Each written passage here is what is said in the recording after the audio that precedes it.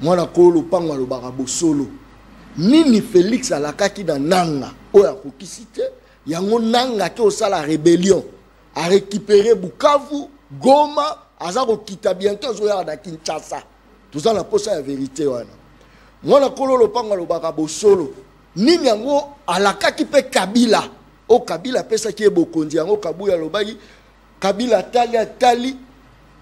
atali boyalobi parti à sérieux oya ko pesa bokonzi apesi Félix Djoa bokonzi.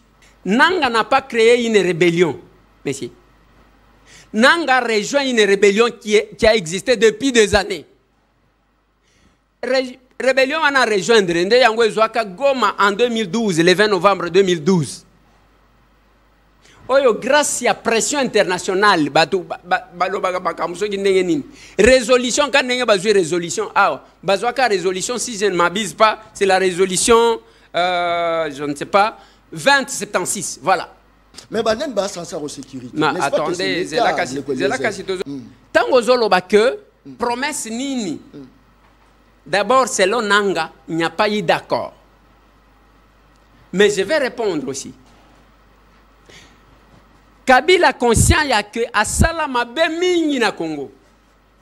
Alinya kende, ayebisi batu na Assemblée nationale, bosali langa loi ya ko protéger nga. Nde loi o babengi loi portant protection des anciens chefs d'État et chefs de corps.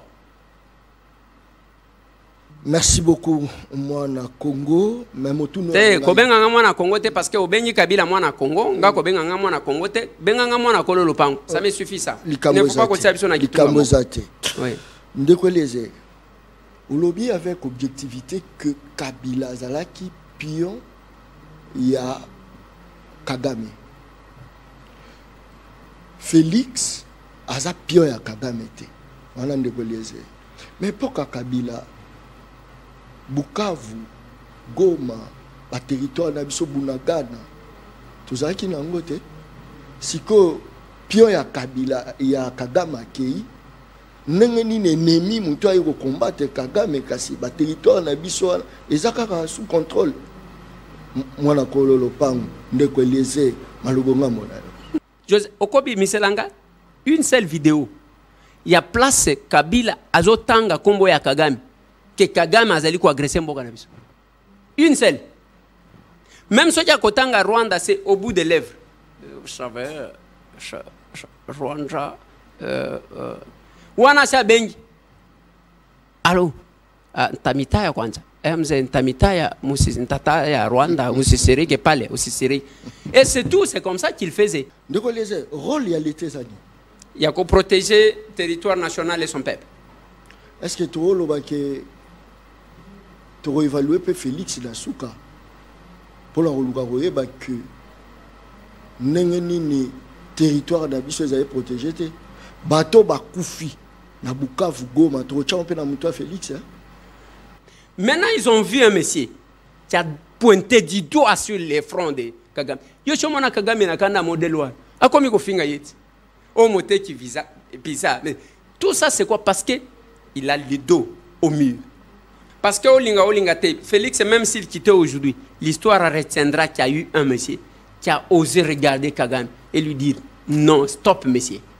Est-ce qu'il suffit à rotalayer, il suffit à reposer acte au sa adversaire à l'oba qui soki na yoki na Rolanda Kagame tina chambre to suki wapi nango Goma serwane kenda ite Bukavu kenda ite so wana pe kozwaka défense pour le baté moni aloba ki yango pe na façon moko boye il faut la kala mise pour comprendre quand le chef dit soki na yoki à la moindre escarmouche population na combien bakufi mais yokoto za koloba te moni muto atie Kagame do est-ce que batba la posa la moto batba za la posa kimia to récupérer mabele na biso na ko John Kabamba na loba qui c'est pédagogique cette émission. Je vais encore y arriver. Depuis quand? Tant que tozaki na Kabila, biso tozaki na opposition. Na ba Moïse Katumbi, na ba Lobingue na bango. Avec tous ces gens-là. Yebisanga tamu kolomoko ba condamna Rwanda. Jamais batika la kotanga Rwanda. Asali bilanga, asali baba, Johnny Kabamba, Ibeti Milolo. Mais yo kabadi sorti na kata ba ministre. Tous les gars. 20 millions détournés. Natango c'est les maos, c'est les boum boum. Basangi bekola malonga. Distraction. Yango Johnny Kabamba alobia. Tuboka batrapo ba parti politique. Kola Yamboka. République démocratique du Congo. Mboka Nangai, Lisungi Toboyi Jeme, Longo la caméra. Ouais. Opération. Très bien. Mokolela mon Nabino Balandi a une très grande émission na dimension ya continent d'Asie, émission Nangai, émission Nayo, émission ya population congolaise en général, émission ya Balabala, émission de la rue. Rieza koloba nini ndeli solo tokomeka ko manyola mokoloma lelo nakati ya émission Le Peuple Parle tokomeka ko manyola ba actualité nyonso depuis bandi ndenge nini bato ya Senko ECC bakende kokutana na président angolais ndenge nini mokonzi mboka pa kutani na bango ndenge nini SADC tokobeta masolo tout. Même il y a sanction, il y a autorité, il y a PPRD, Toromeka Komagnola, retour, il y a Joseph Kabila à la scène politique, Wana Pezali Solo, Toromeka Kobeta, échec ou récite. Depuis l'entrée, il y a M. Félix Antoine Tshisekedi, Nabokondi, ils appellent Solo, Toromeka Kobeta. Torometa Nanani, je crois que rendez-vous est qui vraiment manqué, moi, Mingi, Botine, SMS, Yambela Bisso. Honorable député national Eli Alouga, plusieurs fois, mais tout doit qui était, mais enfin accordé Bisso, quand même, moi présence naïe, Mokolo Malelo, la Katia Plateau, il y a émission Le Peuple Parle, il y a Mokolo Malelo, Tokobeta Masolo Nyonso, Torobanga, et l'autre Té, Moussala la Bisso Eza Obe, c'est vérité, Toluka qui est pour la vérité, Tozala na Katia Plateau. Honorable député national Eliezer Tambwe, Mwana Congo, Mbote Layo. Mbote John. Bonne santé. Ça va. Félicitations, parce que c'est pour la première fois là Yambayo, réélu député national. La première fois Yamanga. Non, non. Tant commis, réélire député national. Ah, pour un mandat à Sika. Mandat à Sika. Ah, d'accord.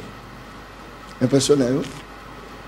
Impressionné, oui, ah ben, impressionnant par rapport à deuxième mandat aux populations APCI.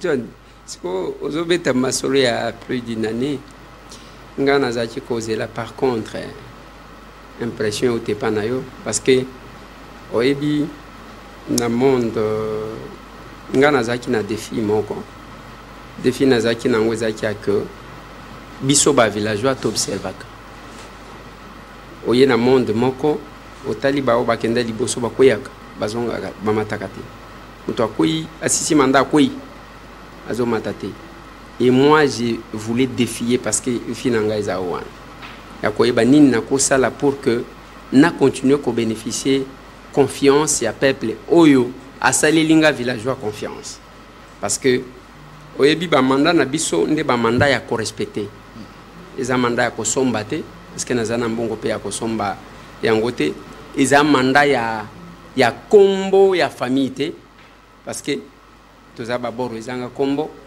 et eza manda ya koyeba ebele te parce que ngana tanga te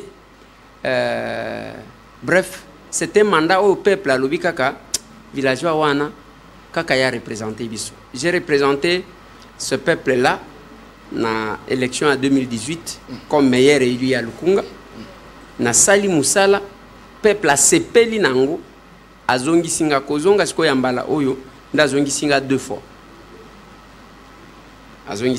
national provincial oui azongi singa deux fois et ezakaka je ne peux pas dire que ngana za danger te c'est ce peuple là qui a voulu que les villageois de la République a représenté bango na oyo amona kakati na bango.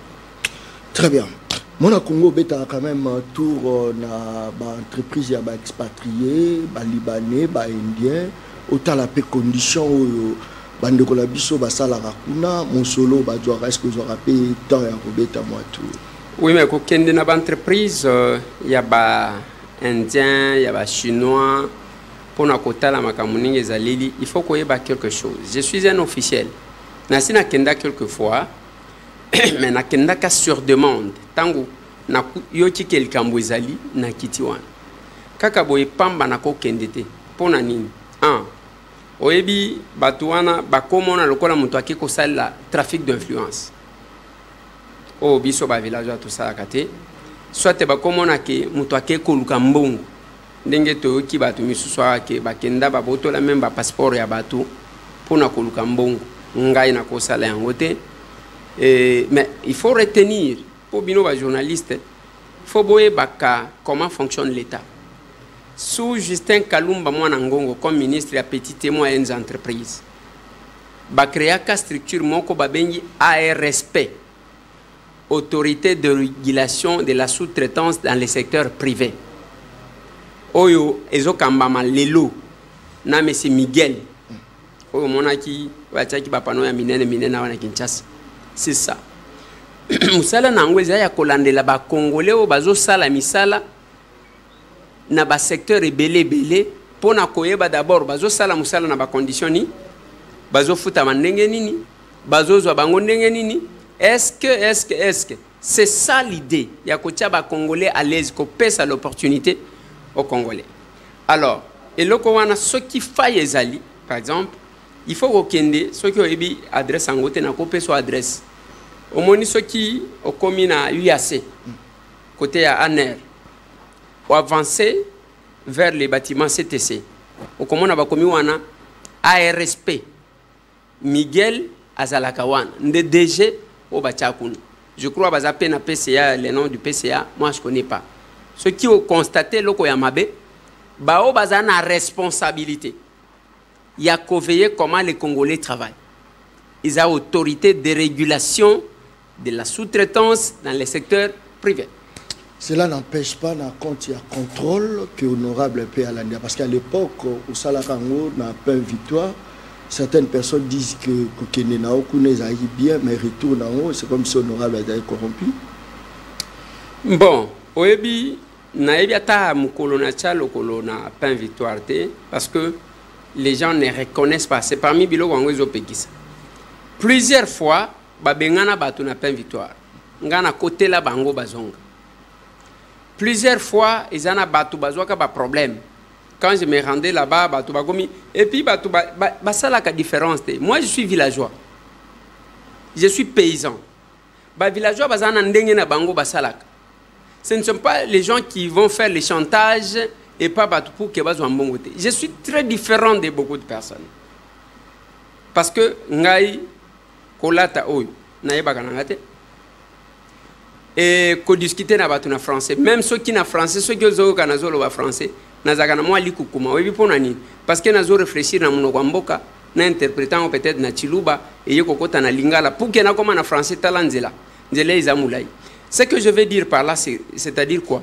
J'ai défendu beaucoup de Congolais. Bazali ko sala na pas victoire.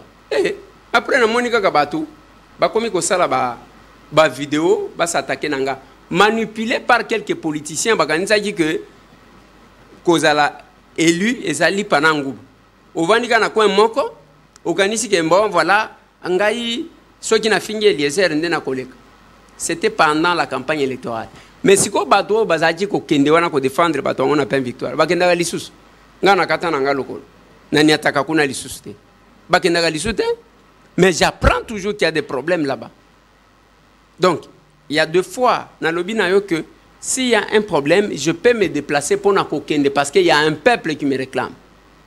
Mais Kakaboy Pamba Nakokende parce que je pense que Batubakoya, comme on a le coup là, Moutouake, comme Mila Kissa, comme ça, le trafic d'influence, c'est que je ne peux pas faire.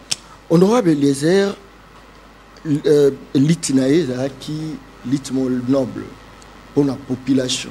Azanga couranté, azanga maïté, population vivant en insécurité, population azala d'abord priorité de priorité. Eliezer Tambo des journalistes, député national, bah reconduire les sous la population.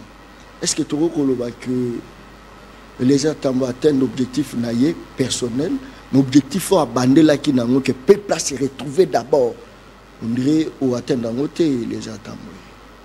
Bon, je réponds à cette question-là par respect à votre personne, mais sinon je ne pouvais pas répondre. Pourquoi je ne pouvais pas répondre? Balobaka namboka nangai. Balobaka que ceux qui ont akolia malamu akolia mbalami bai. Ngai peuple oyo aponakanga. Alobi Eliezer alie malamu, il faut aller mbalami bai.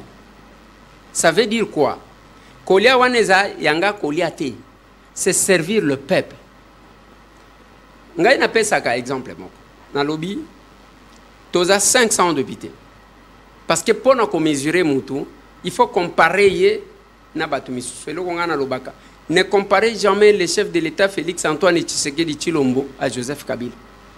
Si vous voulez faire une bonne comparaison, comparez Joseph Kabila général-major na maréchal Mobutu qui était militaire comme lui. Ou on a une comparaison que vous allez mal. Si vous voulez comparer, comparez Félix Antoine Tshisekedi Tshilombo à Joseph Kasavubu. Batumi balé wana depuis que le pays a commencé de batuba besoin pouvoir na bongo na mitu na réflexion pas na manduki na makasi. Alors c'est la même chose ngai pona o mesurer nga bien comparer nga na ba député mususu toza 500 députés to banda na mandat passé o lobambon est-ce que yo oza lokola pona lobaka 5 kaka sur les 500 on a 1% kaka. Autant de 5 députés nationaux au lobby oyo asala kaboy tala député azala kaboy lokola mutu boy po asala boy comme ça tout se mesurer. Donc monsieur Tambwe n'est pas allé en politique chercher de l'argent. Non, je suis villageois na mesana nzala bilamba cher na yebaka yango te ceux qui omoni même na lati bakabila kanga. Donc c'est pour vous dire que na mutu aloko sauté, je suis en train de servir le peuple. De nous tous, élus, servir le peuple. Mais moi, je pense que je suis quand même un bon représentant de ce peuple-là. Un bon représentant, mais apparemment, c'est comme si vous comprenez une question dans la bien. Micho, banda sala sigi akala. Vous défendre un pays, vous télémé là-bas, bloc au moins, belé banda au téléma. Est-ce que tu as atteint l'objectif naïo? Il y a défense. Est-ce que le peuple passe ici parce que gaz lacrymogène, est-ce que vous atteindre? Est-ce que le peuple s'est retrouvé? Yonde vous comprendre la réponse dans la question. Un représentant, c'est un défenseur du peuple. Et l'Assemblée nationale, Moussala Nazosa, les Aka Yango, on a pour défendre le peuple. Et je le fais dans double qualité.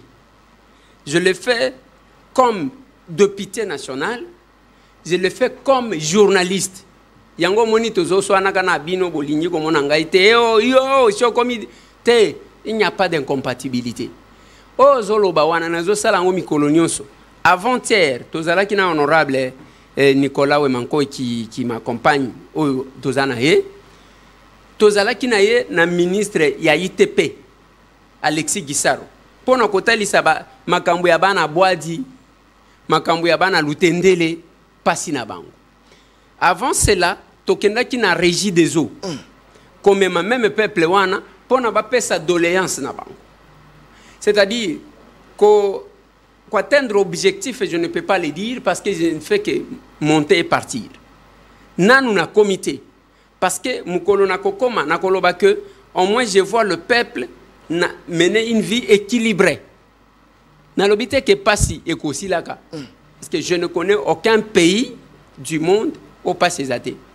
Ceux qui tozana Congo ao au commune États-Unis au kuta bato balala kalibanda babenga kabango ba homeless au kokuta même na poto ezana bato bazaka ndengwana donc passe ces alaka partout dans le monde mais il faut ezalaka même moins équilibré pour que mutso ki azosala musala na ye akoka ko mutso ki azosala musala na ye akoka normalement ko zo mwa lifuti na ye et puis mutu pas opportunité à cause musalango mais il faut faire attention l'opportunité à cause la musala ezana batu baboyaka balinga ko sala te ngai naza journaliste de métier je ne suis pas journaliste de profession nazana ba petit nanga oyo avandi à Israël bangone mutu bakenda ifasi que batanga ba théorie na bango. Moi je me suis retrouvé par mes capacités dans ces métiers. Nami pesaka, j'ai commencé à apprendre le journalisme. Ya namoni même ba petit wana tangwazo komazo sala boy moi chapeau na tricher na sali yango. Parce que je n'ai pas appris ça na classe. OK? Mais maintenant, ezana batu mutu akosala P5 ana ifasi ko wana okutaka vandi musale zomona na te. Comment musale kozanga komona na yo journaliste? Nous avons plus de 250 chaînes de télévision. Olingi na yo kosala te parce qu'il y a quelqu'un qui va avoir des millions toujours aujourd'hui. Te namboka na biso bandana no musala bandana no ataki gère wana obandi muke ti musale komona na obandi ko se retrouver ndebo ezalaka okomona na poto misala efutaka bien eza misala oyo zomona ya ba homme de vieillard mais bengaka mutu moko tokende na homme de vieillard aoza ngana ko simba nyete ngana ko simba masubate ozomona mais mikolo nyonso avandaka na ndako asengaka mbongo epa bao bazana poto basalaka musala wana. Il n'y a pas de son métier, monsieur. J'ai même entendu yango moni lelo batukozanga soni mutu avandi wana Kagame a fini chef de l'État que chef de l'État te kaka pizza. Au moins on reconnaître gaza mwana poto pizza n'importe qui azaji ko lia pizza. Yo polanda ya oui. Alors mais mutu andengo wana okomona mutu ya poto bao bavanda ka libanda ya mboka. Jamais à publier message wana. Jamais à seka parce que misala ya poto babenga kango kayu. Oyo bozo négliger nde misala batu bazo sala ezo koti sape moi mbongo ebele. Il faut apprendre à travailler. Donc le chômage quelque part ezalaka na ba chômage voulu. Je l'ai dit na batu. To fongoli centre de formation professionnelle. Na lobitik on ne doit pas faire de ce pays un pays de diplôme. John. Bisonio tozaka docteur netingai. Naza tes arts. Nazo sala thèse nanga na unikin. Mais biso nyonto linikaka docteur, naza docteur. Mais finalement to bandiko sala polémique, naza na diplôme, il y a 3,50 m. Voilà, bien dit, j'ai dépassé, j'ai un diplôme de 5 mètres sur 6. Alors, tout ça ce sont des choses. On doit faire de ces pays, nous à l'Action commune pour la République, on doit faire de ces pays un pays de métier. Mboka ya musala. Musala wana na ba centre formation ya ba formation professionnelle oko sala 5 mois oyekoli musala obandi ko sala au combien indépendant oko sala 3 mois ko sala 6 mois oko sala 1 année au lieu d'aller faire 5 ans à l'université 5 ans à l'université wana osali nini na osali sciences politiques osomona wapi bazo komake nous engageons bato basali sciences politiques omona kango ezelakate nazo tanga onga na sala parce que tango na tanga ki ba philosophe nazo ki ba problème. Je l'ai dit à l'Assemblée nationale, nous devons revoir le système éducatif nabiso. Alors, mais ce qui musala batu balini ko yekolate. Lobi okoya na delvo, okuta ministre Marc Kila koya ko visiter centre de formation professionnelle nabiso. Bana ba yekola misala. Nous pesa moninga sori na fondation ya première dame. 500 bourses tozwa ki na fondation, to kotisi plus de 100 personnes vivant avec handicap. Bazana UNPP bazo yekola musala pona kolongwa na makambu ya kosenga senga mais bato baza l'indépendant, c'est de ça qu'il s'agit. Donc nazo répondre au lisusuke oyo nazala ki ko défendre yango nazo continuer ko défendre tililo. Merci beaucoup mon Congo, je crois qu'il est toujours à petit dans maman ya likambo. Et les Tamboué à l'époque Kabila doit partir. N'est-ce pas? Il doit partir. Kabila est parti, c'est ça? Mais la souffrance n'est pas partie. Tokolexata une minute. Aujourd'hui, les airs Tamboué, aux affaires, parmi le présidium, il y a union sacrée. Et les airs Tamboué, il y a union sacrée. Tout ça, de l'autre côté, Kabila Tiki, Baïtid, pour mon situation, façon de me mettre l'imboka, pour me mettre ma bemboka, ça pour Zika. Kabila Lobia autant à l'issouté. Il doit maintenant s'occuper de la politique de son pays. Moi, la Kololo Pangou, tant aux autres, la Nenebo gérer, êtes-vous en joie? Malbonga Moudayo. Merci beaucoup. Tosala, Baction et Belé, Kabila doit partir. En 2016, Toké, Genval. Tu arrêté la stratégie Tolobi, Kabila doit partir. En 2017, Toké Chantilly, Tolobi, transition sans Kabila. Très bien. Wana makambo biso to salati. To salango quand Kabila est arrivé au pouvoir en 2001. Après Liwa Yamze Laurent Désiré Kabila. Selon la constitution de notre pays, les mandats présidentiels est de 5 ans renouvelables une seule fois, soit 10 ans. En 2001, Kabila a Koti. Basali et Loko Babengaki 1 plus 4. Tokomi en 2006, Tokena élection. Kabila a gagné. Bien que contesté par Jean-Pierre Bemba. A gagné. Mandat ya Liboso, donc a eu d'abord 5 ans, il y a cogestion et il y a pays. Ce qui constitue, sur le plan constitutionnel, c'est déjà un mandat. Ok? Donc, comme en 2006, Tolobi wana ba kogeraki total. Toké na élection. Kabila passe. Tovandi naye jusqu'en 2011. Tant que comme en 2011, Kabila lobby a se représenté l'issous. Tolobi problème est athée. Normalement, Kabila devrait s'arrêter en 2000 sur le plan constitutionnel. Devrait s'arrêter en 2011 parce que c'est en 2011 qu'il a totalisé 2 mandats, soit 10 ans. Kabila a procédé à la modification de la constitution tant que moni papa Etienne aille en compétition. À Longoli biso na système où il y a grande légitimité, soit 2 tours, à Kitisi biso na un seul tour, croyant que ce qui a tenu wana Etienne Tshisekedi a koboa qui salobi ata na demi-tour ngana kuya. Il est arrivé. Tokena élection wana, o esalaki. Ya lobi a gagné. Biso to salabi tumba ya Imperium. Parce qu'on avait estimé que biso ndem to gagnak na papa Etienne Tshisekedi. Atingami avandi na manduki. Asali encore un mandat, ce qui fait 15 ans. Tant que Tokomi en 2016, finalement. Ce monsieur, ça ne va pas. Achat totalisé, a eu 5 ans à Libos. Après le décès de Mze, a eu 5 ans à Mibali. A eu 5 ans à Misato. Aligna Tingamalisous. C'est là que nous avons dit Kabila doit partir. Deuxième élément, Kabila doit partir. Oyoki que élément ya Liboso zaya que il était déjà expiré vis-à-vis de la Constitution. Il ne pouvait plus, il n'avait plus qualité, il y a Kokamamboka. Parce qu'au lieu de 10 ans, Kabila avait pris 15 ans. Tobandi ba pression. Kabila doit partir, Kabila doit partir. Ça c'est un, c'est sur le plan constitutionnel. C'est là que l'article 64 de la Constitution devrait s'appliquer. Et ça n'est pas l'article 64, nous avons même battu qui font l'opposition de frustration. Alors, parce que là, Alingacha Tingamanamaka, pour constitution, qui reconnaître. Deuxième élément, sous Kabila Azalaki général-major, on a constaté que, en réalité, Kabila ne gérait pas, il n'était que représentant de Kagame na Congo. Et que c'est Kagame qui décidait surtout. C'est Kagame qui gérait et le Rwanda et la RDC.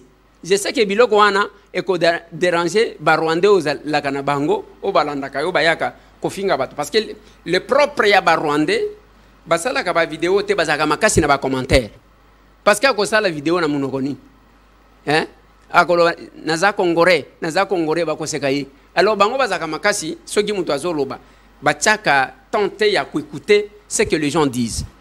Alors Kabila Azalaki Lokola Moutou Azo représenté Kagame ici et que Kagame gérait les 2 pays. Pourquoi je l'ai dit? Comment était-il possible de vendre dans un pays où un chef d'État Yamboka Moussous Aya Kolobana, chef de l'État Nabiso que Yoko formé ba militaire na yote ko sale loko mon côté parce que ceux qui ont formé ba militaire ezalo ko le so mena sengai nga moko nazo battre la bine. on va faire 10 ans. Namboka oyo, ba recruter ba soldate, ba former ba soldate. O nyonso ba to bazolo ba bazo kanisa ke c'est le dossier de Félix Antoine Tshisekedi, c'est faux. Et sa mémoire courte, et sa manipulation rwandaise. Alors, Kabila zali pio ya Kagame. Nalobi azalaki loko la représentant ya Kagame awa. Et que le patron c'était Kagame. Ceux qui ont vérifié, il ne gérait ce pays qu'à 30%. Les 70% c'est Kagame qui faisait tout. Olanda Moindo Zangi, un élu à Nord Kivu, il est actuellement ministre. Azamunande. Azolo banayo ke pona même ba nommé général. Il faut Kagame alobake oui. Bocha owa. Politique. Ne yango zaji komona batu. Gouvernement ceux qui tractation à gouvernement batu babande avion Kampala. Chef lié na bango ezakani Kigali na yeba kango bienti. Kigali ba keyikuna ko négocier. Donc les nominations venaient du Rwanda que d'être ici. Et ce Kagame-là avait même les carrés miniers, même na Katanga. Et Zakina ba couloir na, c'est lui qui imposait les militaires. Au Monaba Bosco Tanganda, un sergent de l'armée rwandaise, a combien au général Soji 4 étoiles. Azo terrorisé Batunio parce que y a Bomimingi. Au vu de ça, jusqu'à aujourd'hui, conséquences anines, on n'a pas une armée compétitive. Parce que Kabila, dans les années qu'il a fait, parce que retenez, les élections ne sont organisées qu'en 2018.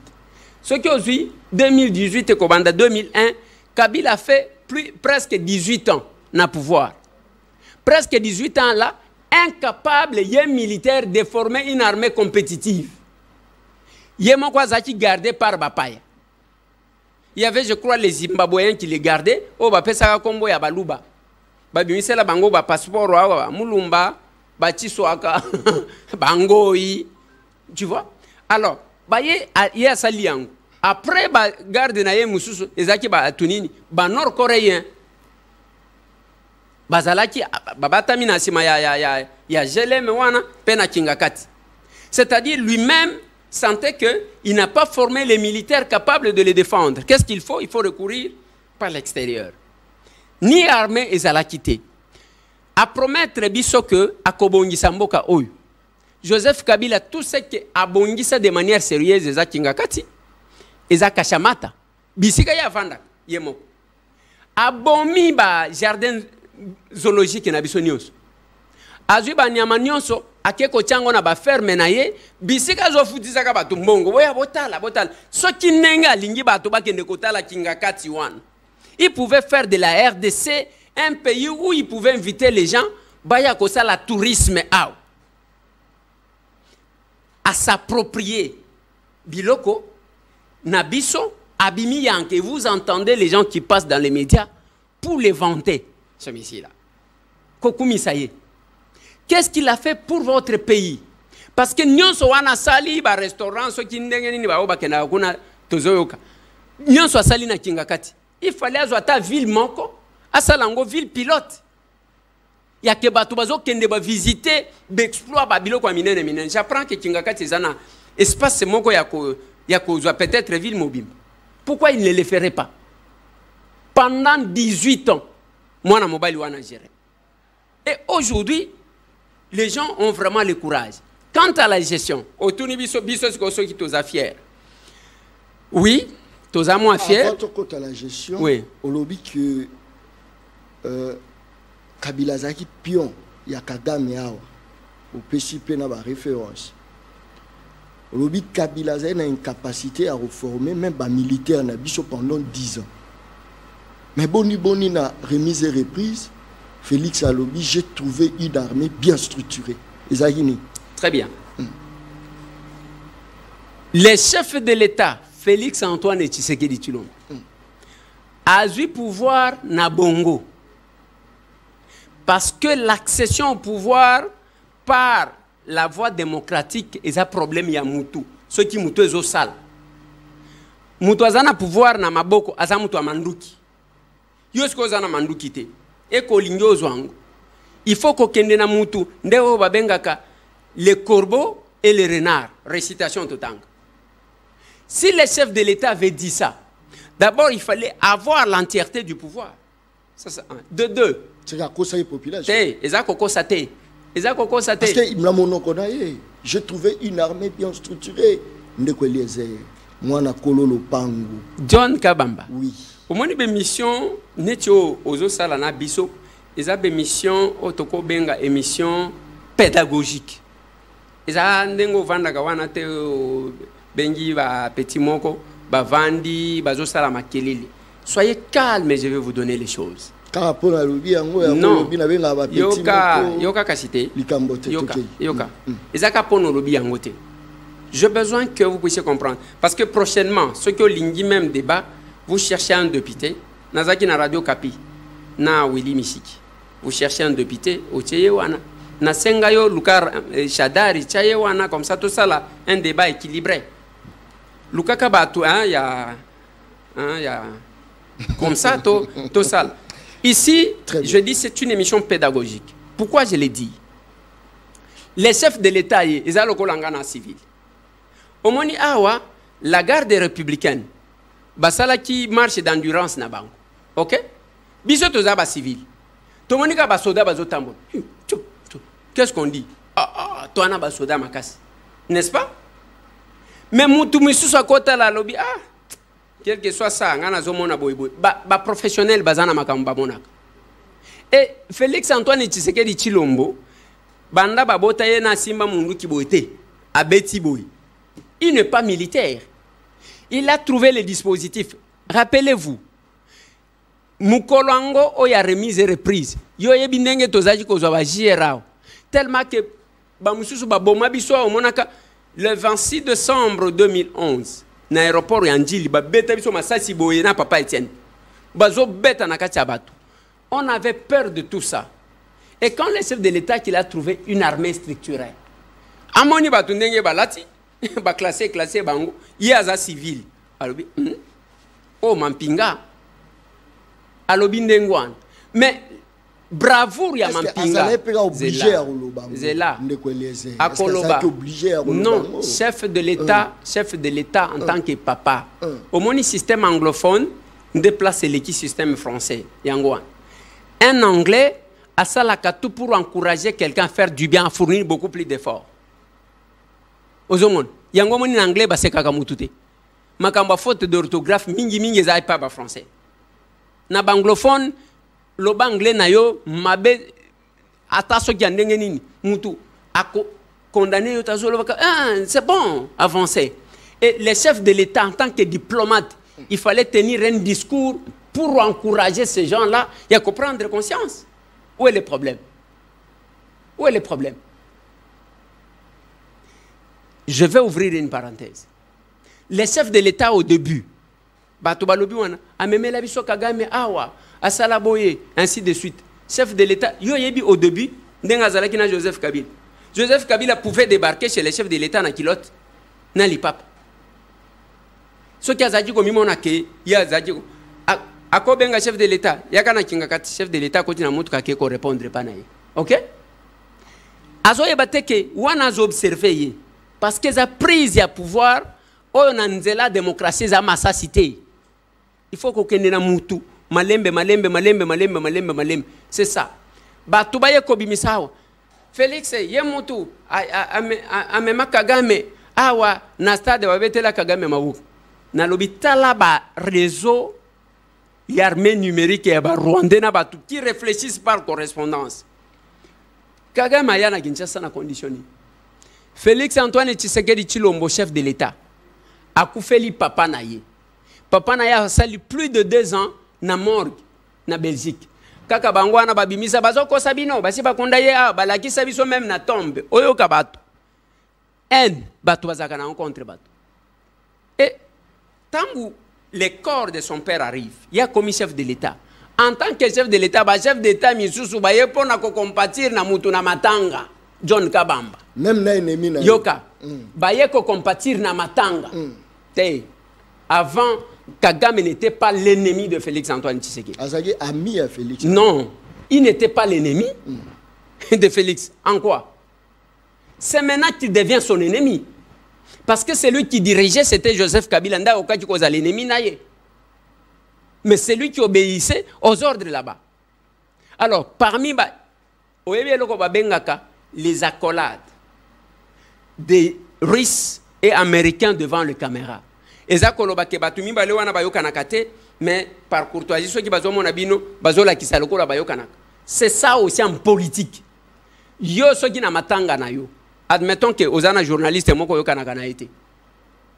Ozi matanga papa na yo. Omoni journaliste wana ye kotala yo. Yo ko benga na ye. Mais tozala batuti. John Kabamba.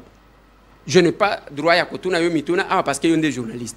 Yebi sangai. Soki lelo yo papa yo John Kabamba parce que monde na biso angwa journalisme ebele bazaba to ba polémique. Mutu ko ina na yo pamba bandiko finga yo kakabo. Mutu moko afinga kayo andima kayote. Mais ozui matanga ndenge na moni serenis. Wanazo mona ba musicien belé bazo défiler ko. Ozui matanga, omoni journaliste wana ayepona kotala yo. Et d'ailleurs, akolado kosala ye e koleka oyo sala kanaba oyo osolola kanaba ngo bien. Attendez monsieur. Très bien. Na pese exemple simple. Exemple wana soki ezalaka autorisé à que on répondre olinga cho kangama. Nous sommes africains. Après wana soki peut-être bazaba ami. Kagame a encore combien de fois na Kinshasa? Kagame est venu combien de fois encore ici? Parce que nous voyons le président burundais qui vient ici. Kagame est venu encore combien de fois? T'as le niveau de manipulation au Batu Bazala Kanango. Chers amis, je pense que ce Congo mérite mieux. Et puis de polémiques comme ça d'être utilisées par les Rwandais, c'est quand même grave. Parce que c'est l'histoire du Congo qui est en train de s'écrire. Voilà. Honorable. 2018. Élection Salami, président Yasseni Nanga. C'est ça, non? Nanga a proclamé Félix Tshisekedi président de la République. Remise et reprise et Salami entre Félix Tshisekedi na Mwana ya Congo Joseph Kabila Kabange. Lelo Nanga. Avec objectivité, ils ont l'accord au Sinyamaka. D'après Bango, ils ont Félix, te peuple Moutavota qui est, et ils ont solo là qui da l'accord, ne ba yoka ne ba biyo tozo commissaire au chef de l'État Félix. Soto commission, voilà l'avantage de Nabiso. Na bénisine de Kweliezer parce que mitune est belé, même na tweet na ngai. Batu baso tout na mituna est belé. Moi na kolo pangwa lo barabo solo. Nini Félix alakaki na nanga oya kokisite yango nanga ke osala rébellion a récupérer Bukavu, Goma, aza ko kita bientôt zoya na Kinshasa. Tout ça la posa la vérité wana. Moi na kolo lo pangwa lo barabo solo. Nini yango alakaki pe Kabila. O Kabila pesa ki ebokondi yango Kabuya lobaki Kabila atali boya lobi parti à sérieux. Oya woko pesa bokonzi apesi Félix Djoa bokonzi. Parce que to bengi yo pozali moto bosolo pe ya vérité. O fongole la biso nano vérité ya bakor nini Félix alakaki na bango oya pesite o bango basiliki ba biso moto commissaire au chef de l'État parce que tu étais impopulaire. Malobonga munayo. Merci beaucoup John. Batu basala ka une erreur de lecture. D'abord, Joseph Kabila est en compétition, n'a papa et Félix. Etienne. Tu as vu combien en réalité Kabila Zouaka? C'est de l'histoire. Ça m'étonne que même les journalistes veulent faire la promotion des Nanga. Non, ils ont Motuna. Non, la Tuni Motuna. La promotion des Nanga, on gagne Zolo. Ils ont Ndengeni. Nanga après élection, il y a eu ces débats-là.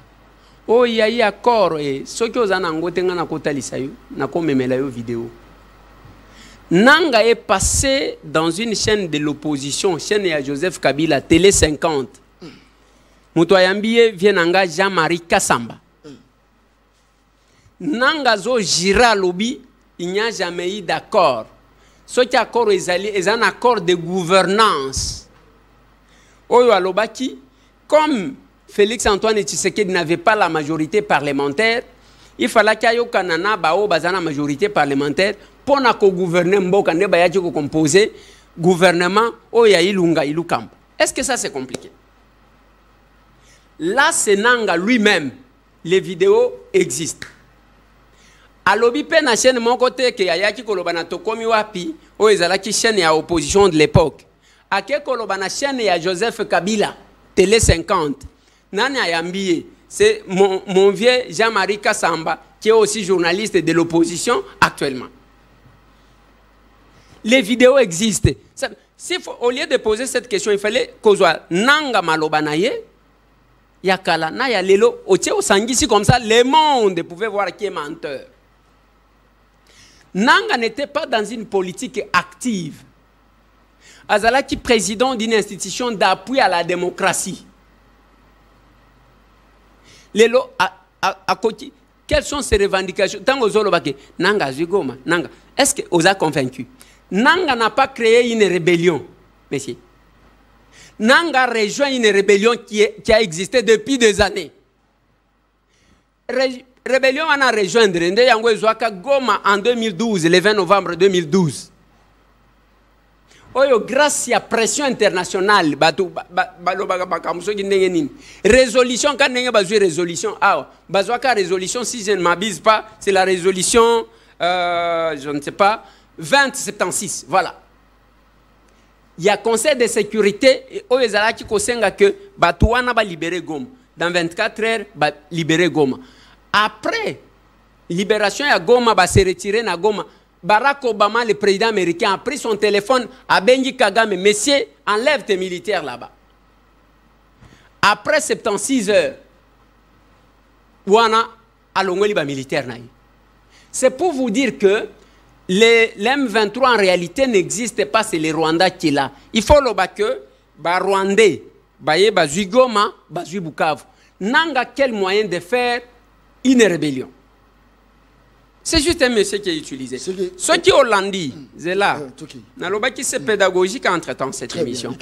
Ce qui est hollandais, il y a 3 discours bazana. Nanga lobby gouvernance, chilombo. Alors qu'en réalité, et quand il était ici, Nanga s'est posé quel acte ya malamu na Goma pour prêcher la bonne gouvernance. Nanga zakananda kuna Goma. Ce qui est long kuna ba parti au M23 bazwa tozu exemple ya Bunagan. Ça fait 3 ans ils ana maboko na bango. Oshoki ke batonya ta toilette ya kolakisa ke bango ne mutu babungisa. Est-ce que vous sentir comment on est en train de maltraiter Batuna Goma? Jusqu'aujourd'hui bazon occupé bazo bomak bazo continuer. Ba ke même na hôpital bazu batu ba ke ba bomi na ba infirmier na ba garde malade na ba malade ba ke ba bomi.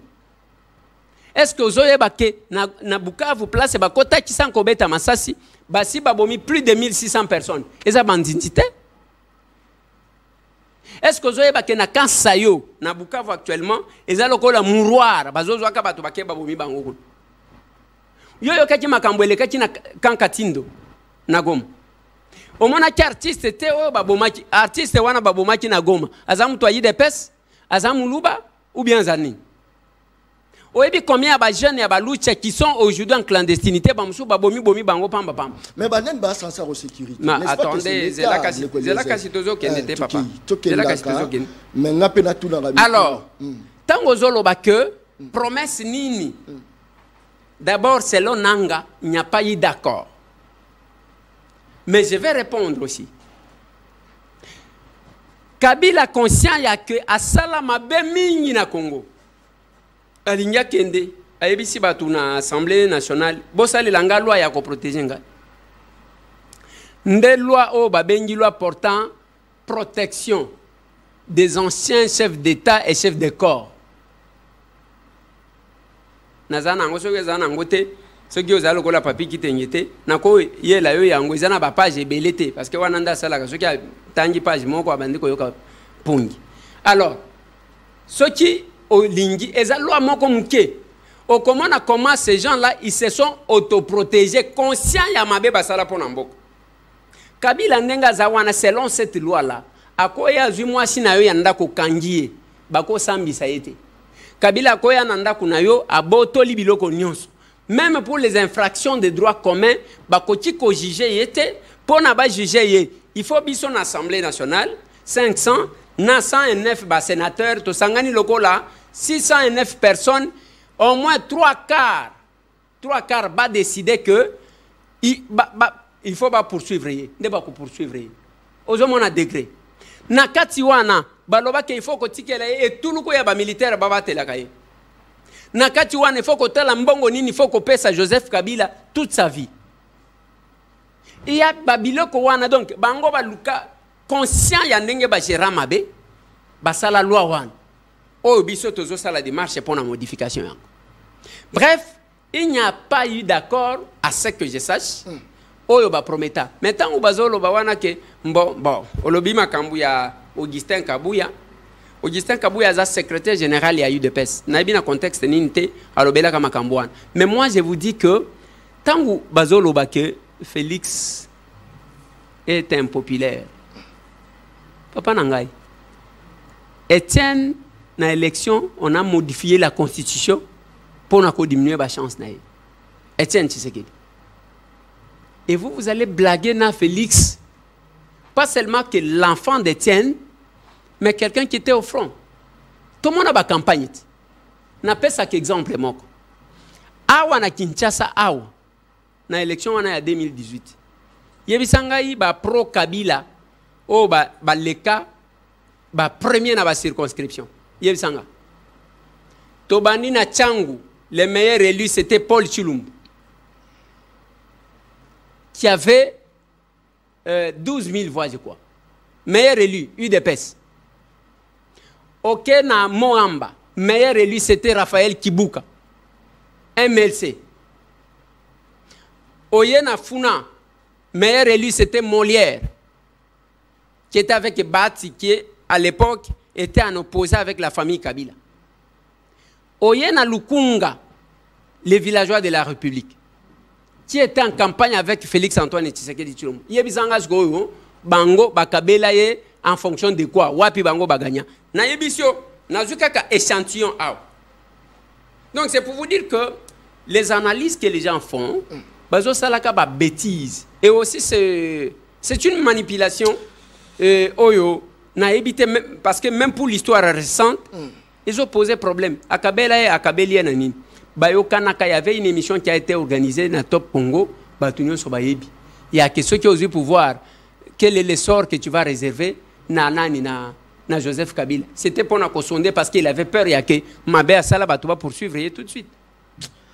Merci beaucoup, moi na Congo, même tout nous. Kobenga moi na Congo parce que Obengi Kabila moi na Congo, nga kobenga moi na Congo te, benga moi na Kolo Lopango. Ça me suffit ça. Ne faut pas que ça soit na Gitu.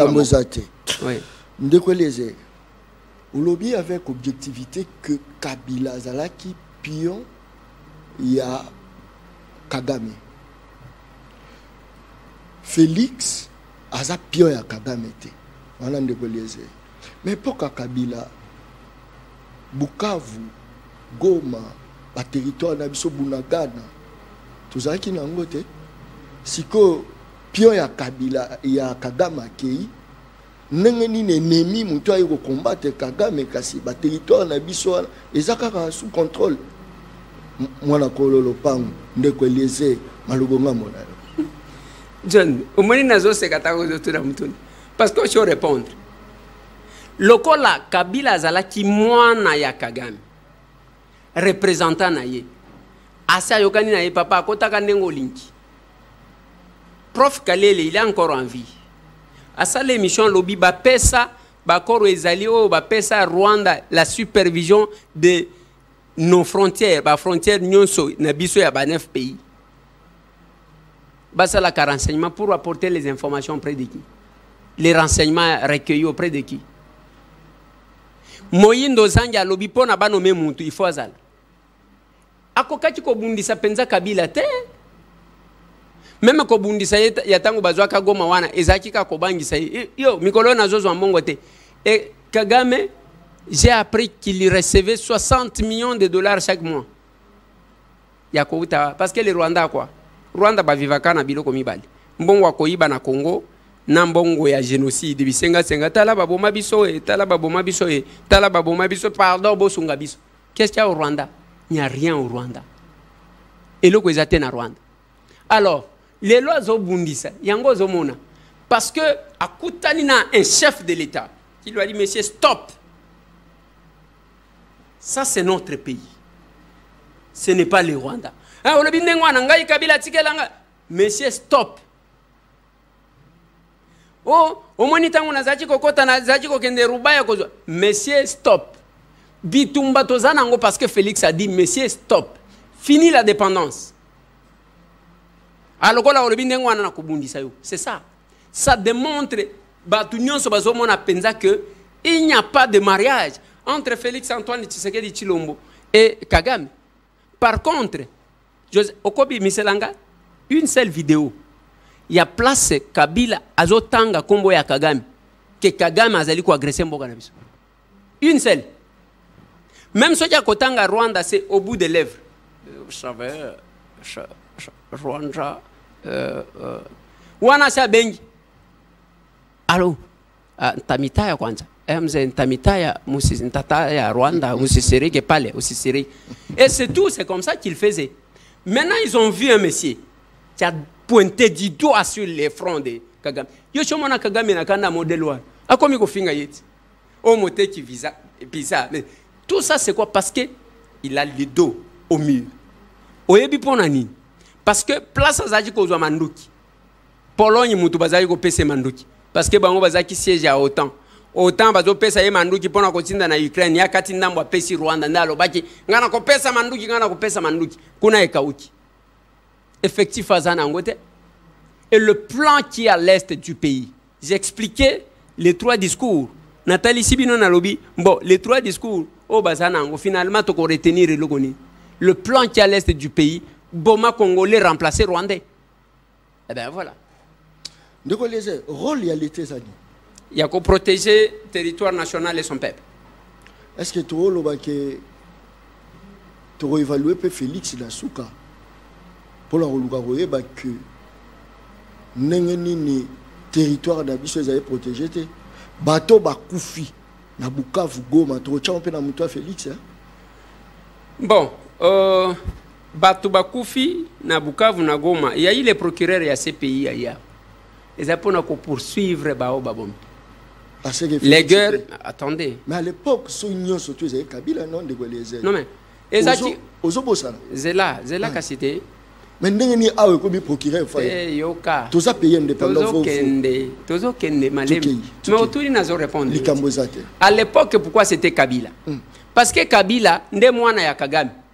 Ah. Bao bazaki koboma, bazaba Rwandais.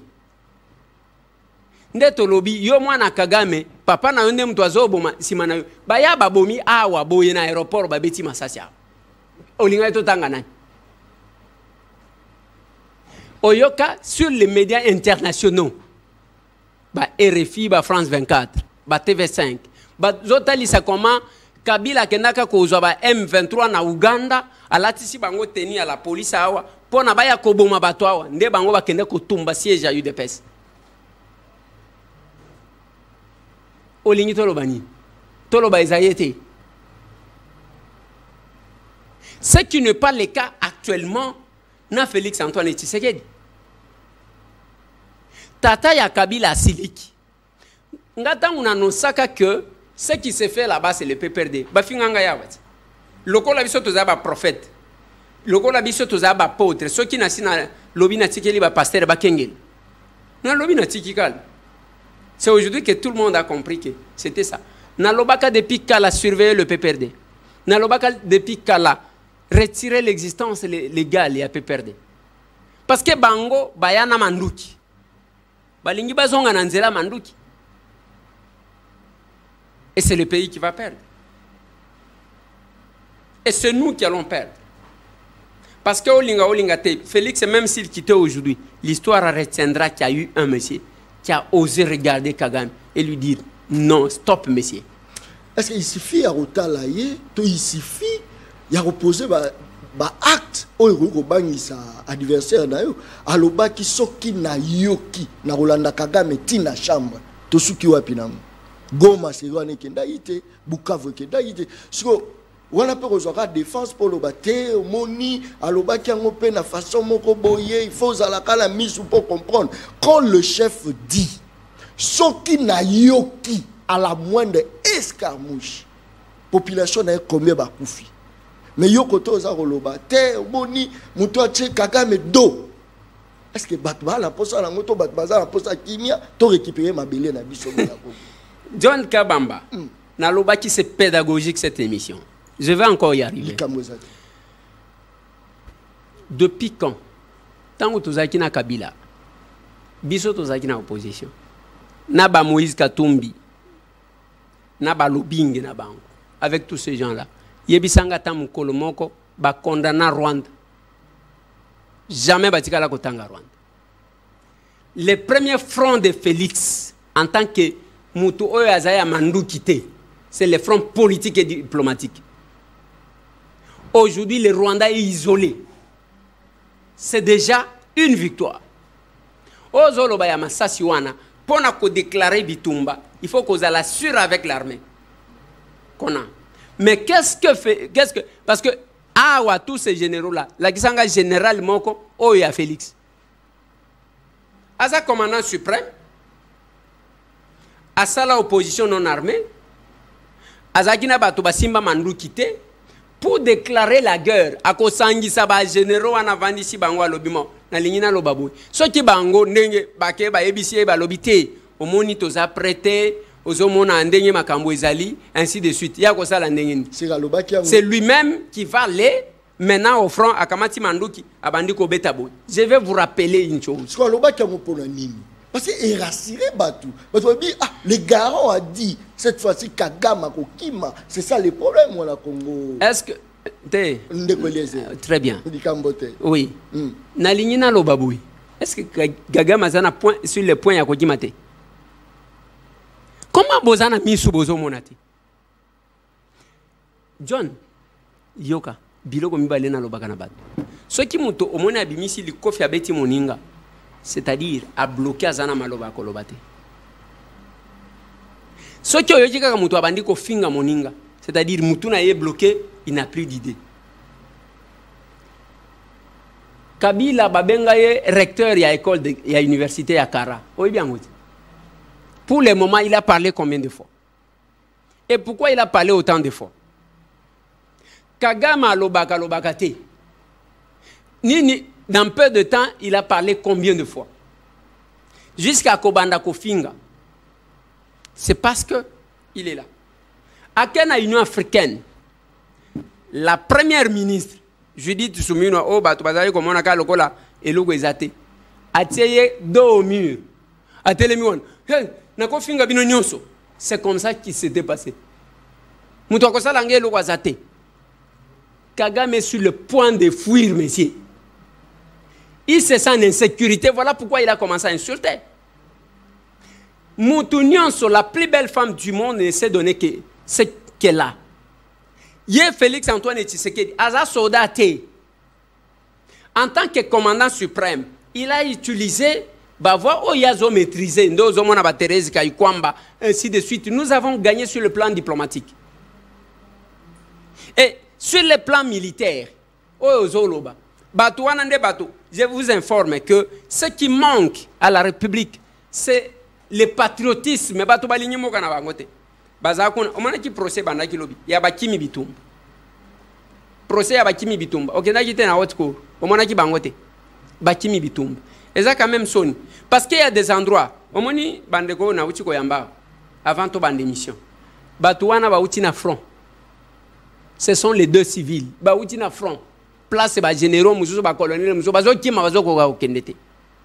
Et ils sont là en train de mentir, les chefs de l'État. Aux hommes, on a kuna basoda bazasoki 10 000, nzokande basoda baza 1000. Et tout ça, ça nous pose problème. Il faut que les Congolais apprennent à aimer leur pays. C'est de ça qu'il s'agit. Il faut combien de temps pour un chef de l'État pour maîtriser une nation, mon pays? Parce que c'est c'est la personne la mieux informée, à ce que je sache. Il faut combien de temps? Apparemment, que le chef de l'État a la maîtrise à Congo. Bon, on a gagné ça il faut combien de temps pour que le chef de l'État soit en armée? Il y a ma casse. Il a raison, maîtrise kaka. Oui. Il y a Congo mobile. Je ne sais pas parce que pour échapper. Ezate ke bat ba uta ki nde bayaki po ba pesa ba information ba généraux d'ailleurs ba désista ki ba biloko mo elele loko ya koyeba John ezaka soki ozolanda ka ba vidéo na bité soki bino botala ka ba film misusu wana alors des fois il faut kolanda o etali mboka na bino au comme à l'époque les maréchals qui étaient militaires Mobutu avant di boy ba généraux ba vandi un caporal à télé. Alors, mon konzi bazo kosayo. Na front makamboza boye. Le chef n'est pas un magicien. Mobutu alobayan. Il y a les services ne ba ko pesa yo information. Ce qui chef à lobby, même temps au lobby, chef de l'État lobaki a ko déclarer bitumba. Monsieur, pona bao batanga classe ya malamu, surtout ya science politique. Bayebi que ceux qui m'ont conduit à lobby, ils en ont 10 filtres à pouvoir qui font ce que les décisions de l'autorité soient exécutées. Les chefs de l'État, à côté de Kozanga, Zalana d'information, soit Tebakosiye et pas Baobazo Pesaye. Ça existe, monsieur. Ah, ok, Bakosiye. Ça existe. C'est là que vous trouvez la différence entre nous. Nous avons un pays développé, nous avons les États-Unis. Les gens servent leur pays. Il n'a pas le temps. Tout Américain, c'était un agent de renseignement de son pays. Quand ça, l'erreur était parce que ceux qui ont monnaie, à Kobengelo la police. Mais biso awa, yo no kozwa munguna ovandisi awa. Na oka ki même yo wana ke o ba consulta ki yo pe pour no banda ko yembela bangote. Ba consulta non. Ah, ngai. Na ebite ezayote. Te wala ko fo. Okay. Na ba consulta ngai. Patriote. Ndeko leze. Petit à petit tozogene na ochité parce qu'il faut pe natanga pe ba message za au côté pelé. Il y en a battu au bazar au félicité, monsieur Soupé Batak Pézali. Maintenant, vous permettez de malatanga. Bon, Batak est ils ont un problème. Na loba qui n'a eu que ils en a pas au yoga kabakoloba bien, ils en a pas monsieur Soupé. Parce que l'émission na yo c'est quand même beaucoup suivi par les Rwandais. Hein, beaucoup suivi par. Dans un message. Ah. Ça c'est très bien, merci. Ils ont suivi dans le monde entier, bah te belé balandara biso. Makasi mingi koleka mwana kolo lopango Félix Tshisekedi. Mais avant question wana ngina tuna na est-ce que Congo est ramboka na biso to ya biso te to ba locataire to ya nengeni parce que to nbenga un pays souverain souveraineté za prise de décision na biso tozo de la libanda babeti masasi papa ah libanda botala bozomona te ba français et ba américain boya kotala et boyebo est-ce que Congo est akamboka ou biso honorable ou encore ba défi sa biso il faut topé ça ba compte à rendre quelque part honorable malobonga muna Congo est amboka na biso heureusement pour nous nous avons eu Félix azamona mboka akuti ke mboka bachango sous titel ya Rwanda dans le jamais tokolinga yango. Il faut avoir les patriotes, il faut être patriote parce que ceux qui ont tali na minute oyo des minutes batu babosa na kaba divergence entre bango pour regarder le pays et là on a zolo banayo tangu gome ko le 20 novembre 2012 biso tozaki na opposition to marcha awa na Kinshasa pour défendre le pays wana tozana opposition parce qu'on a vu que bon ça touchait maintenant notre sacré c'est quoi? C'est la République démocratique du Congo, c'est notre pays mais tokuti 70% bapesa Rwanda et bitumba biso tozo sala isa bitumba ya libération du Congo bitumba libération. C'est ça la voie sur laquelle Félix s'est engagé. Les combats de la libération. Mais finalement, besoin de me côté, so attaquer côté à guerre, Kabila Namutu, attaquer Pio ya Nani. Finalement, on n'arrive pas à vous évaluer, on n'arrive pas à... Donc, nous surtout Kabila. Bon, situation économique actuellement, dans le Mboka la biso. Taux ya dollar, ils ont colonisé monnaie na biso. Bato bazo vivre chômage. Embouteillage et paille. Moyibi ya mosolo ya l'État. Tolunga na kuna na observé Kabila. Bato bakufi te biso te CPI azoya. Bato bon siko situation tozala.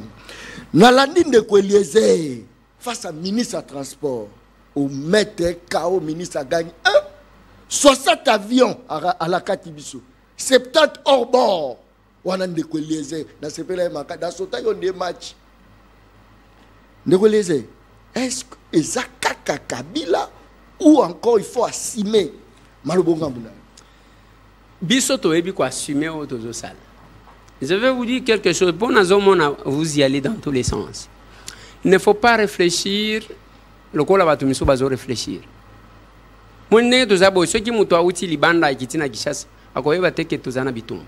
Pourquoi? Parce qu'il y a les bars partout. Les gens boivent, les gens dansent. C'est comme ça que vous réfléchissez. Dans un pays en guerre. Réfléchissez à l'économie. Yoka. Dans un pays en guerre. On ne parle pas du social, monsieur. Aujourd'hui en Ukraine, moi je ne comprends rien du tout. Et ça, là, nazo illustrer wana pona ko faciliter une compréhension. Ndako ezimoto, yo lobi na kombi na chambre te. Tala degré. Ndako ezosika moto ezikuna. Yo lobi na madame, o kombi na chambre te. O bongisi mbetu te. Est-ce que c'est normal? C'est ce que ça veut dire. On est en guerre, vous dites là-bas, tout ça. Écoutez, monsieur, on est en train de faire tout pour empêcher que la volonté yakosala biloko ebele et ça les manamboka oyo. Et là, l'attention, les chefs de l'État, tout ce que nous avons comme moyen, c'est focaliser, c'est une autorité budgétaire qui vous parle, c'est focaliser vers la guerre. Côté bambongo no sezoya, nako tsayo na groupe WhatsApp, ya biso ba député, comment on a ndenge ba député bazo tomboka parce que basali soki combien de temps bazo futa maté. Député bazo tomboka. Vous comprenez? Bazo soa na wana bazo futa biso te siko bitumbezaka ya biso. Tout ça c'est quoi? Les gens ne peuvent pas savoir.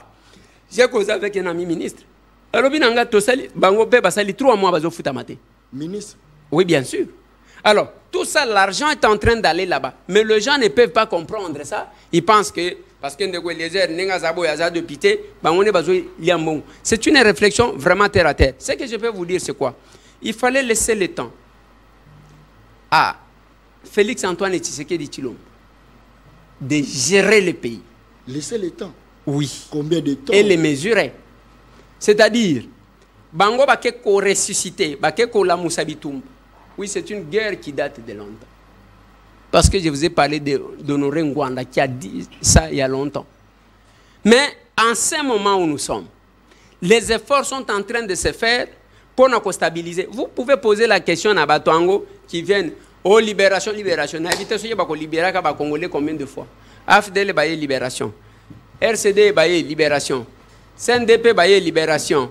M23 baye libération. Les LOPPRD baye libération. On ne comprend plus rien. Tous comprendre, on va libérer qui, pourquoi et auprès de qui. C'est tout ça les questions. Moi, je fais bien. Hein? Oui, John, pendant ce temps, ils attendent, il n'y a que même les journalistes qui sakaloko lambo kango to ya kotika kakabatu. Non.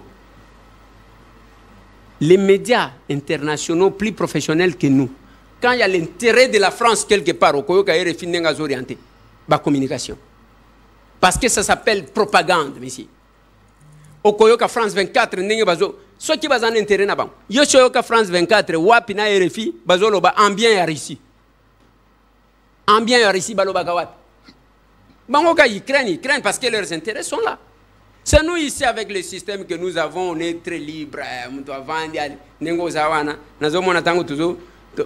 tozo sala na émission ozo mona na ke oliaki avant au sala et puis parce que ozo sala ça mais pendant ce temps ezana batu bazo sanga même lipa ya kolia ezana batu baza oui voilà mais est-ce que vous avez biloko yo sala ba mission zo yinda Kabila, papa, le lokomi, France 24, son dit guerre ezali. C'est à l'époque à Kabila. Non. On est allé l'autre côté. Na lobi na yo boy. C'est ça les problèmes. Na lobi na yo, j'ai soulevé. Voilà. John Kabamba, ça l'effort, il y a comme à place nazali. J'ai dit ceci pour na retenir bien. Il y a Liboso. Toloba Kabila doit partir en 2016. Après 3 mandats, messieurs. C'est nous reconnu par la Constitution. Deuxième élément, c'est la mise sous tutelle de notre pays au Rwanda. N'appelle même par exemple. Et les lobbies Tumbezana Congo pour n'abattre si le Rwanda est aujourd'hui condamné, c'est parce que le monde a compris que le Rwanda a tort. Le pays était mis sous tutelle, mais c'est Kagame qui commandait les 2 pays. Tolobi tokondi mayangote akamati manduki lokola ye mtu amasasi ne place na zolo banayo. Kabila Azali Kabila c'est un général-major. Kagame c'est naebito soki azakana nani, c'est un militaire. Ce sont les 2 qui devraient se mesurer. Merci beaucoup. Je crois que tu es un honorable député national Ndeko Eliezer, la Katia Plateau et émission Les peuples parlent. Je crois que tu as cité petit à petit. Tout qui a les réseaux sociaux. Félix Andimi, dialogue Nananga. Tu as une précision. Où sommes-nous? Position, il y a président. Position, il y a Union Sacrée. Position, il y a RDC, ça, l'olengeni. Nalingana kama soki to sisa ke mission o sanke utuna mutuna wana. Ezo kama usanga parce que batu balandaka makambo te. Président Lorenzo avant, ça c'est le chef de l'État qui avait dit kala. A lobby président Lorenzo asenga kinga ya lobby na lignina solola na bananga. Le président de la République a lobby na yeke oui, mais ngana za d'accord te. Po nazomone loko bako memate loko la yo lingi kende ko solo na bango okope sanga raison parce que bako ya ne loko na bango te non pas de revendication ba revendication ana bazana ngote ça se prouve aujourd'hui. Nanga parle de la gouvernance, Bissimo parle et a servi à Batutsi, Kagame parle des frontières coloniales. Si ko bako memani sur la table de négociation parce qu'on doit savoir, on doit dialoguer avec qui, pourquoi, il a quelle qualité. Namba Makambo. Siko bango. Le chef de l'État estimait que au lieu de solo na bango parce que bango bazaba sous-traitant, bazaba commissionnaire. To solo na o yazo tinda bango e bisabiso nini? Babandi ko solo na Luanda. Ndé c'est que les gens ne disent pas. Babandi ko solo ba solo tangu ba komi mokolo ya signature. Batuana mbango. Kagama Kim. Vous tous là, vous êtes là. Les médias congolais ba kolobela yangote. Tellement que ba Rwandais ba yebi ki ataso yito lobite bango moko ba kolobele biso o pona $100 pona $200. Kagame aboya koya pourquoi à la signature parce qu'ils se sont parlé et le chef de l'État lobana ba bokende bokomana kena suka ba kozongele pa baneni na ba. Ce n'est pas la première expérience. Ba yena Afdel ba créer RCD. Bayena RCD, après la négociation 1+4, tout et tout, batiki ba mutebusi. Après CNDP, après M23, basala et loko wana comme ça. Yangona lobaki na yo Kambila, l'ancien directeur de cabinet adjoint ya Kabila. Alobaki angwa lobi, vous n'aurez jamais la paix na négociation na batuana parce que mutsala na bango balinyika kozongi sa pays sous tutelle ya nini.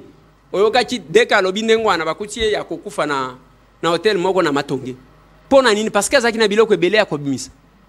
Est-ce que yebaka que Mamadou Ndala place wana monaka ba mituka babomaka ye place wana te. Bakenda baboma Mamadou Ndala na hotel après les jours suivants ba yeko sala théâtre na bango wana. Voilà biloko o esengeli koyeba. Donc le problème ya andimi dialogue toi montage na bango soki olandi awa nakotiela yo audio moko bazosala lokola RFI elobi ke bon bandimi pour que bacha chef de l'état mopanzi ainsi de suite montage ya armée numérique ya barwandais parce que bayebi ke bakotravailler sur le plan psychologique position ya mokonzi ya mboka etikali ndenge moko parce que tina salama alobi soki olandi même soki olingi nakotangela yo c'est que la présidence angolaise alobaki parce que les gens sont ça m'étonne quand même et salanga mabe dans la mesure où même biloko ya simple les gens déforment bazo déformer ba makam ce que l'andi communiqué la présidence angolaise je vais vous prendre ça pour que natangela yo oyo kasoki bango ba komanini et puis oyo bato bazoloba ezandenge nini rapidement passer toujours que oui mais rapidement c'est parce que yo moko otanga kabilo kwa ngote il faut oui yo moko tanga papa yo otanga kabilo kwa ngote il faut tomemela kabino totangisa kabino na yo zolobela peuple zolobela ngate OK merci beaucoup yo za peuple te likambozate yango présidencia da république soki nini ngana ibi kotanga munoko na bangote communiqué de presse au ba komina français. Suite à la brève visite de travail de son Excellence Félix Antoine Tshisekedi à Luanda, la partie angolaise, en tant que médiateur dans les conflits qui touchent l'Est de la République démocratique du Congo, va établir des contacts avec le M23 afin que les délégations de la RDC et du M23 mènent des négociations directes à Luanda en les prochains, c'est comme ça, Bakomi, en les prochains jours, en vue de négocier une paix définitive dans ces pays frères. Wana bango balobi bango en tant que médiateur retenez qu'il n'y a pas longtemps boloba ki na biso même Lorenzo aboyi bango aboaki aboyi médiation wana batu bazozongela te soki olongwe kuna tina salama porte-parole ya chef de l'État moi je ne suis pas le porte-parole du chef de l'État alobi boy le président de la République a été reçu par son homologue Lorenzo à Luanda. L'Angola annonce qu'il va entreprendre des initiatives dans le cadre de la médiation. À continuer à lobby, nous prenons acte et attendons voir la mise en œuvre de cette démarche de la médiation angolaise. Nous rappelons par ailleurs qu'il existe un cadre préétabli qui est le processus de Nairobi et nous réaffirmons notre attachement à la résolution 2773. Ndeo balobi. Le cadre wana basi balobi ya Nairobi ndeo chef de l'État lobaka. Résolution 2773 wana soki ozana ngote yango na zana ngo ezaliao. Siko biloko mususu wana bozolo kotango wapi. Soki monsieur Silina kendenanga. Osiliki? Ngana osilika ndenge nini ngana yaji ko pesa biloko ya yoko sala bémission. Eza candidat pardon. Moi la Congo interdit de quitter le pays. Chadari, Ferdinand Kambere, mais tout ça période de guerre. Où il faut m'amener se engager. Si c'est quoi ça qui Bamorike M23 ande bango. Comment ça bango ce qui va vendre si bango na mona ki deuxième mtalo baki. Ce qui va vendre si bango. Et ça peut pour nous protéger bango parce que kuna barwande bako kende babomi bango. Ils appellent pour toko protéger. Rôle ils en ndenga mabete. Ils appellent pour protéger bango parce que tout ça na bango pos. Bomi ça tout là. Hein? Te tozo protéger bango. Parce que tozo mona que bisika bazokende e bakoya kozika po barwande. Oyo kanda kagama komi nangoyo azofinga bato. Akolo babino ndebo kotisinga na makambo ya silisi bango. Comme ça, le gouvernement nous aimons Chadari, Emmanuel, nous les protégeons, nous protégeons Ben Minaku et Ferdinand Kambere. Ferdinand Kambere, pourquoi? Parce que yende asalaka moi équilibre dans la bémission awa, vanda papa, osalaka bémission awa. Tous ont protégé, on a n'enga mabete. Osa, qu'on soutenir quand même des marches il y a 5 ans à SCC. Il fallait que associer ba pasteur pays à Rwanda, basala ensemble. Et ça bien mais mabenango, et ça ndeke baso ngana zotu na bolanda ki prière ya ba prêtre rwandais ndenge bazo sambela pour que bazo Congo siko ya biso ba pasteur bazo sambela pour na tosalani la difficulté tozanango dans tout ça c'est ça et ça que on risque d'encourager les gens à faire du mal. Il y a que mutu qui a frustré ngai nazana ba problème na ngai nazaji kozela bachanga ministre te na komi pe colonel na ke ko boma bato après naye parce que ba kolimbisa nga. Nous allons remettre tout à zéro et ce n'est pas bon. Mais pasteur quand Kenza Lobaki si c'était sincère ba démarche na bango d'accord. Mais bango ne ba yebani ngai nazaka mutu na tosaka pe na respecta ba sali na nzambe. Ndeko les meilleure solution pour na kosi sa difficulté tozala la meilleure solution ezali. Il faut ba congolais bazala bomoko balinga mboka na bango. Parce que chaque fois que les Rwandais nous fait du mal, ils s'appuient toujours par quelques Congolais traîtres. Ceux qui va Congolais va prendre conscience, mukolo toko sala kaka bloc contre les Rwandais makambo ici. Même ceux qui viendront après Félix Antoine Tshisekedi bakoza tranquille, bakoza la tranquille. C'est tout ça bloc.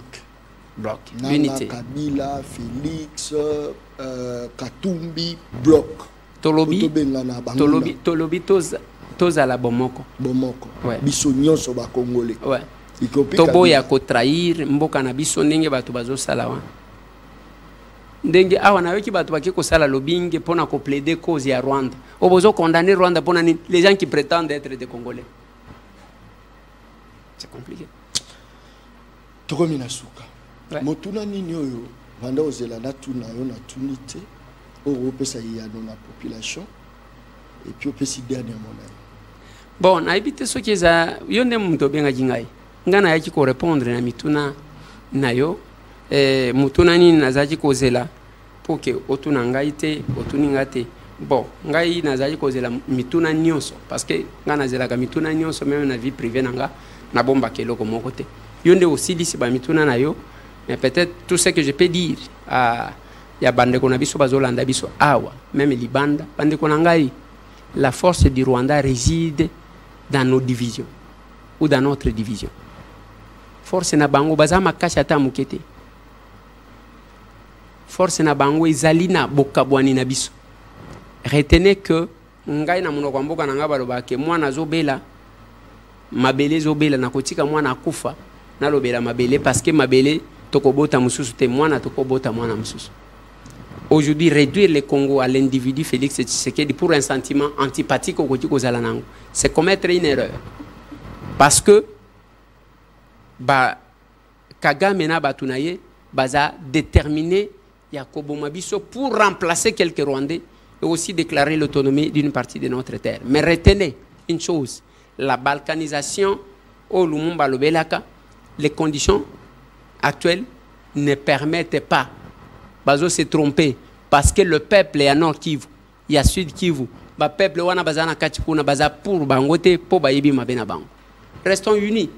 Tous à la bomoko, tous sangana, tous sika makambu ya cause la utilisé par l'ennemi. Parce qu'applaudir l'ennemi, applaudir les Rwandais, n'est pas faire du mal à Félix, c'est de faire du mal à votre patrie. Qu'est-ce que nous allons léguer à nos enfants? Merci beaucoup. Motele Plateau, félicitations pour Nandeko John Kabamba. Moi, Nakolo Lopango Aza dans le bon. Kasi Bongisa Mouké peuple elingi mboka mais oyo ezo salama eza résultat ya infiltration ya mboka. Voilà les amotun message ya Ndeko Moko Saline Ndeko John Kabamba. Félicitations à l'honorable Eliezer Tambwe. Voilà, petit félicitations. Voilà. Saline de John Kabamba, mais ce qui m'étonne, c'est de te voir aujourd'hui moins agressive à l'endroit de l'honorable. C'est quoi le problème? Il n'y a pas de problème. Nazaka John, moi j'étais la bête bilo, monsieur honorable, il n'a quoi, mais toujours résister, toujours. Bonjour papa, c'est triomphe depuis c'est à tout. Batuya Félix Batika Biso nyonso eza kosalama na mboka eza kaka Kabila ya bango responsabilité eza wapi. Ndeko John Kabamba tuna ndeko Eliezer lelo akomi koloba batu bakufi eza Félix kasepoka Kabila lobaki eza banani. Salut monsieur John Kabamba yebisa ndeko Eliezer que président Félix Tshisekedi atiki ko promettre biso peuple makambo oyo ako koka kosala te tala lelo yo est eza tombé solution ya malunga eza te. Voilà. Ndeko John na sepeli na émission makasi kasi ndeko Eliezer mituna mususu akimi bato baza ko détourner mbongo ya mboka ba détourner na bango po président de la République, Makaniseza focalisé na Est. Saline ko John Yebisa ndeko Eliezer que toza kokufa baza otala ndenge toza kokufa na nzala solution za nini. Bonsoir, c'est Figo naza na commune ya Nsele Mikonga na lobi boye moi na kolo lopango azoloba makambo ya bien mais na ba question clé aza toujours penché. Ndeko John Kabamba Yebisa ndeko Eliezer nazo reconnaître ye vraiment te na ba réponse na ye. Ndeko John Yebisa ndeko Eliezer toza la posa numéro na ye poto to rejoindre ye. Bonjour papa journaliste Yebisa ndeko Eliezer tozo lande 5 sur 5 kombo ya Kabila esala bango nini na monoko. Je soutiens le FARDC et j'aime président Félix Tshisekedi. Ndeko Eliezer a totalement raison.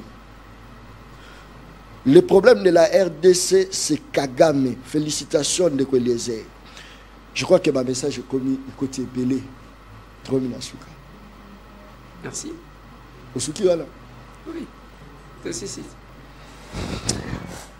Kaka lesi na lobaka émission angeza baleine baliaka na mokolo moko te ndambo nde baliaka baleine bo s'abonner na chaîne YouTube Le Peuple Parle TV officiel bo kozwa ba continuité ya ba émission na biso presque nyonso baza oyebisanga déjà keza ba chaîne belé et biso en direct via YouTube.